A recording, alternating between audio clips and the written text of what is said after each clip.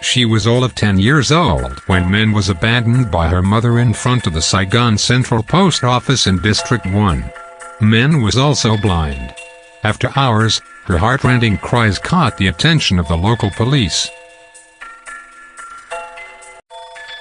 They took her to a nursing home near the Thi Nghe Bridge in Binh Thanh District.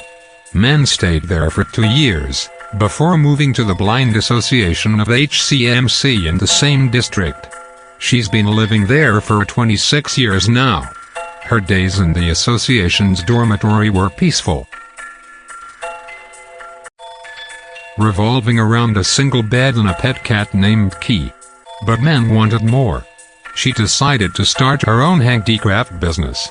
Stuffed animals, handbags, keychains, artificial flowers. She could make many things. Her work is so remarkably meticulous that even people with sight would have a hard time imitating it. She asked me how to post pictures of her works online. She has a Facebook account for her business, naturally, but for the last 2 years, no one bought any of her products. So she said she needed a different business strategy. I asked to see some of the pictures and product descriptions, but she didn't have much to show. After all, it's hard to take photos when you can't see anything. She has to rely on other people to help her. Min said it was difficult to do business in her small room, so she's been saving up to move out. She has stashed away about $2,089 now, saved from her days of selling lottery tickets. I didn't have the heart to tell her that it's impossible to find a place in Saigon to both live and do business at $2 million a month. Vietnam has approximately 3 million blind people at present. The employment rate for the blind, according to some institutions, is roughly 20%. They mostly sell lottery tickets, provide massages, or beg for a living. But several of these jobs are more suited to males. Blind women face many difficulties when interacting with society, since they are much more vulnerable to bullying or harassment.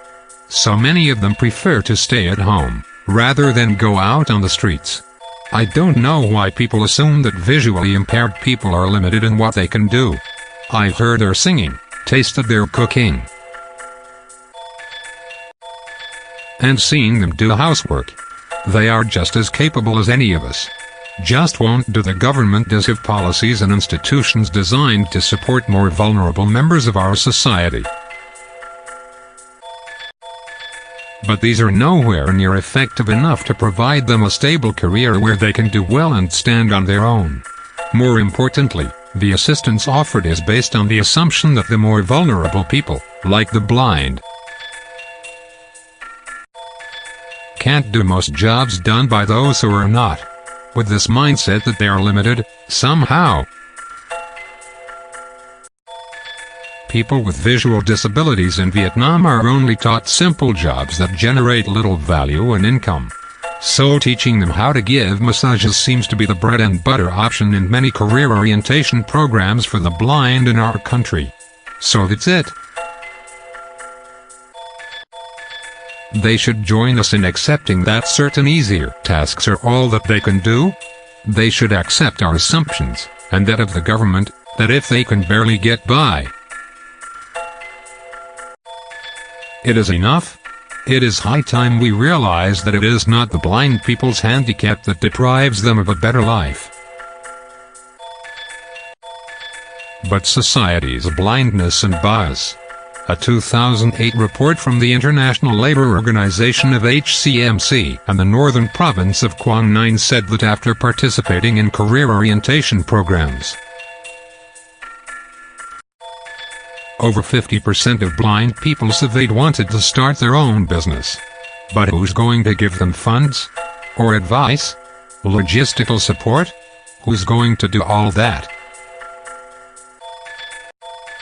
If society still regards the blind as helpless people only suited to manual labor, There's more blind people aren't the only people excluded from Vietnam's startup zeitgeist.